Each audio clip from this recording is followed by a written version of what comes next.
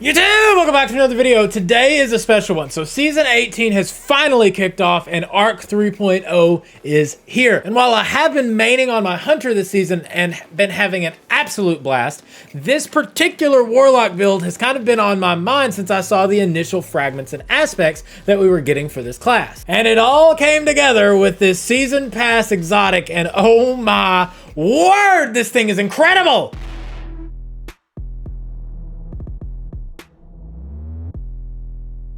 Now, if you've played Warlock so far this season, you know it isn't exactly the biggest DPS class when it comes to boss damage, but this build will clear any ad room you could possibly want in any level of difficulty once they fix this resilience bug thing in the game. And frankly, it may be my favorite build that I've ran so far this season. That's saying something. All right, so as always, let's start with the subclass. So I am going to use Storm Trance. They have in Season 18 with Arc 3 put Landfall into this super by its own nature, and that is amazing because it will come into play with the rest of the build. So I'm really glad they did that without having to take up another slot on the aspects or anything. Not that you can't use Chaos Reach, but for this particular build, the purpose of this thing, use Storm Trance. Next, let's use Healing Rift because Empowering Rift overall just still is incredibly underwhelming to me, barring specific exotic use cases. Whatever jump you want, use Chain Lightning and Storm Grenades. This grenade is still by far the most powerful when it comes to PvE ad clear stuff, and so make sure you're using Storm Grenade because also these kills count as explosion kills. All right, so that's the boring stuff. So aspects. First thing is first, we are going to be using Electrostatic Mind. Now, if you haven't gathered yet, Electrostatic Mind is the cornerstone of the Arc Warlock. It does give you 2 fragment slots, but defeating targets with Arc abilities or defeating jolted or blinded targets creates Ionic Traces, which is great because Ionic Traces give you ability energy, but the kicker is at the bottom here. Collecting an Ionic Trace immediately makes you amplified. And there is a whole bunch of stuff around being amplified, all sorts of bonuses, movement speed, weapon handling, sprint gets you the speed boost that is phenomenal, especially on a Warlock because you're not speccing into mobility anyway. So yes, Electrostatic Mind, fantastic. You're probably going to see it on every single Arc Warlock build. And second, Lightning Surge. I was talking to Austin the other day about this, and I really think that when I watched it and read it initially, I downplayed this melee ability because frankly, the other melee abilities like the Solar Slammy Titan and the Arc Hunter special melee thing have been really disappointing. But this melee is actually awesome. So while sliding, you activate your charged melee, you blink forward, and you call down lightning strikes that jolt targets as you rematerialize. It's incredible. So those are the aspects. What are the 4 fragments we're going to use? Number 1 is the Spark of Resistance. While you're surrounded by combatants, you actually receive a higher resistance to damage, which is great because you are going to be surrounded almost all of the time because the whole point of this build is to really be in it, you know what I mean? And it gives you +10 to strength, so if you are lacking in that department in your armor, bonus 10 to strength. Number 2, the Spark of Ions. Defeating a jolted target creates an Ionic Trace. This whole thing is about as many Ionic Traces as you possibly can. That way you constantly have your abilities and you're clearing ads. Number 3, the Spark of Shock. Your Arc Grenades jolt targets. So not only will your Storm Grenade jolt those targets, it will also, because they are then defeated most of the time, your jolted target creates an Ionic Trace. These 2 fragments are incredible together. That is a fantastic little synergy thing here. It does give you a -10 to discipline, but that's definitely something that you can build around. And finally, you've got the Spark of Discharge.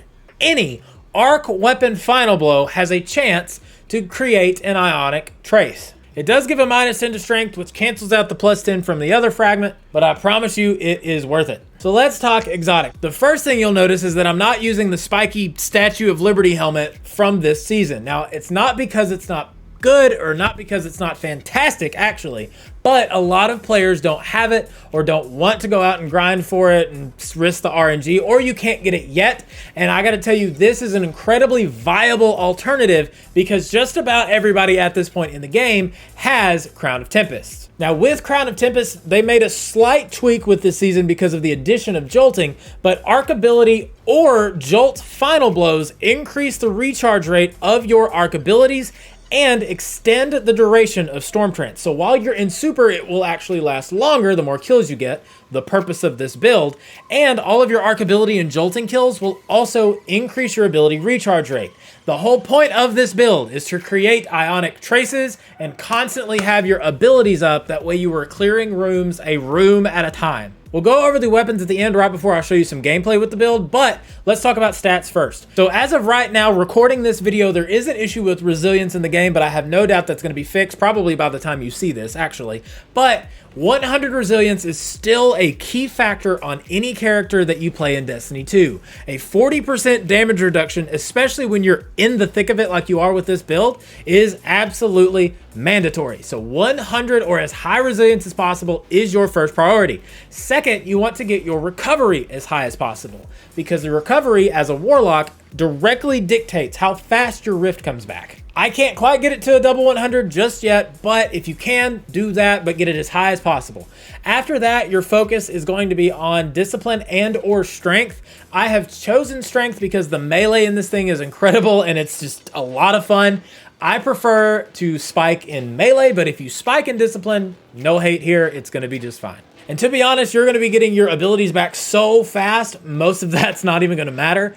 So let's get into the mods. On your helmet, the Crown of Tempest, I have a resilience mod because that's what I need. Put whatever you need here. I have chosen a fusion rifle ammo finder, but if you want to go with the linear fusion, that is fine. Like I said, we'll get into the weapons in a minute. Put whatever finder mod that you want on here that you need and go from there. Font of Might is the first thing on this build. This whole thing revolves around elemental wells because they are so powerful right now. Font of Might is a must-have, especially for this. If you choose to have Fusion Rifle Ammo Finder, you'll have one spot left. I just threw a Harmonic Siphon on there because it's, you know, 1 energy. You'll get Orbs of Light. It's great. Doesn't really matter. Put whatever finder you want to have in this slot. Next, let's talk arms. So on the arms, this season, Focusing Strike is only 1 energy, which is amazing. So throw that on there. I would not even be mad if you put 2 on there and stacked them. But I decided to opt for an Impact Induction. We are going to be throwing melees and grenades like crazy. So the more cooldown, the better. An Impact Induction allows us to get our grenade cooldown even lower, because causing damage with a melee attack, which we're going to be doing often, reduces your grenade cooldown. Now here's where I'm going to vary more than likely a little bit from most of the other Arc 3 builds that you've seen. I am still running Well of Life. I think it's an important addition to these subclasses because you are in the thick of it in the midst of so many enemies. So what Well of Life does, if you don't know, is that picking up a solar elemental well grants increased regeneration for a short period of time. Any regen or restoration that we can get in this thing is so important, like I said, because we are in the middle of all these enemies. All right, on down to the chest piece. Again, whatever mods you need in the general armor mod slot.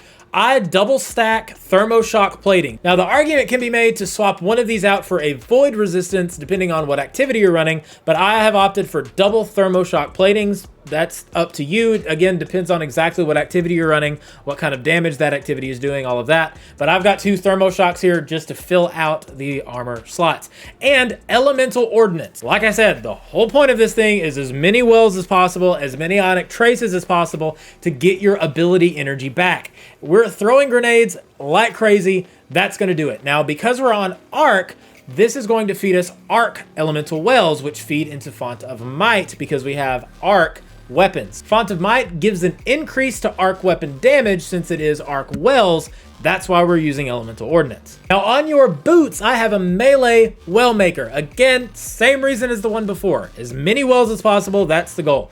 Because it is a void piece, I do have insulation and better already, both of which revolve around orbs of power, which do pair really well, of course, with the harmonic siphon, but your teammates are probably going to be giving you orbs anyway, and so all of that is just kind of a throwaway slot. Whatever you want to put there is fine. If you want to double stack on better alreadys, wouldn't blame you. Or depending on what you're using in your heavy slot, if you want to use machine gun stuff, you can do that too.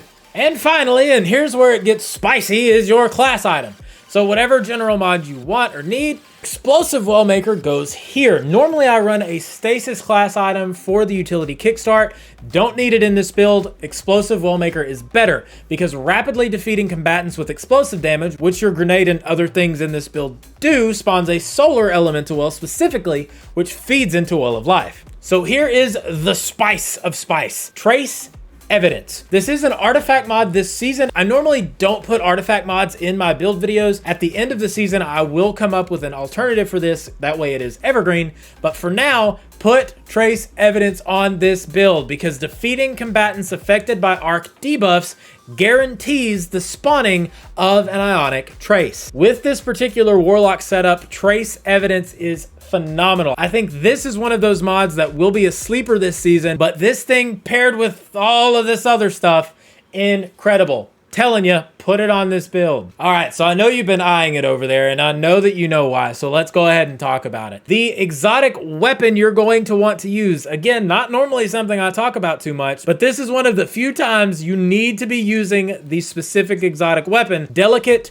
Tomb. It is the new season exotic from the season pass, and it is awesome. It looks incredible for one, but also this intrinsic trait is so powerful. So it does fire a wide horizontal spread when you fire it from the hip, so if you need to cover more ground in an ad clear situation, you can do that, but final blows with this weapon have a chance to generate ionic traces. Now, powerfuls do guarantee an ionic trace, but this, with all of the other stuff we talked about in the subclass and on the build itself, almost guarantees ionic traces 24/7. Now, I know what you're thinking, Spencer, that can't be it, and you're right.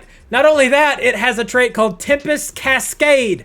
Collecting an ionic trace overcharges the weapon's next shot, guaranteeing jolting those targets on hit. This thing is built for this. Use it. Now, the other two weapons are up for debate as far as what you want. I have everyone's favorite Storm Chaser. It is a rapid hit frenzy. Fantastic weapon. I'm sure I don't have to tell that to all of you, but a good rolled Storm Chaser because of the Font of Might situation and the ionic traces, on this build, insane. It is so good. It does so much damage. You want your DPS option? Here it is. And finally, in my primary spot, I have opted for a submachine gun in Yodi, which does roll with all kinds of amazing like perk combinations, but this one is important to me, Wellspring. So kills with this weapon generate ability energy, and it's divided among uncharged abilities. This, again, if you haven't gathered, is all about making sure that I have all of the abilities all the time, and so I can throw them at everything. Use a Wellspring weapon in your primary slot, whatever that is, whatever you choose it to be. If you have a Scout or a Pulse that you prefer that has Wellspring on it, use that.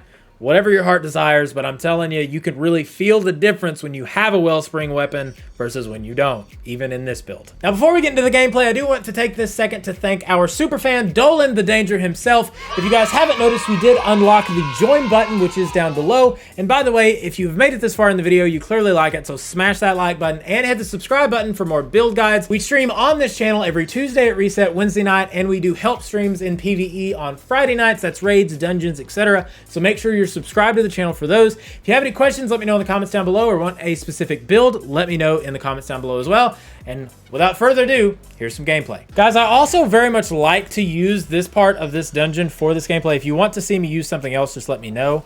So there's a grenade. You can see there, solar well. I can have that, no problem. And then, of course, we hit this melee because we're amped. Immediate death. We can throw, boom, a rift down, and I already have my grenade. It is insane. So I can also use, look, ionic traces, and watch my abilities down there. I mean, the regen on this thing is nuts, and that's what this is all about. And I am constantly amped. I almost can't get rid of my abilities fast enough. I need more enemies. Because as soon as I throw my melee, I can throw my grenade. And look, I'm full on my melee again. This thing is nutty, guys. Have fun with it. Use it to your heart's content. Tell me if you think I can make it any better. Let me know how. You don't even have to do the slide thing if you don't want to. And look, I'm almost at my melee again. So guys, I appreciate you very, very much. If you have any questions, let me know in the comments down below, and I'll see you in the next one. Bye!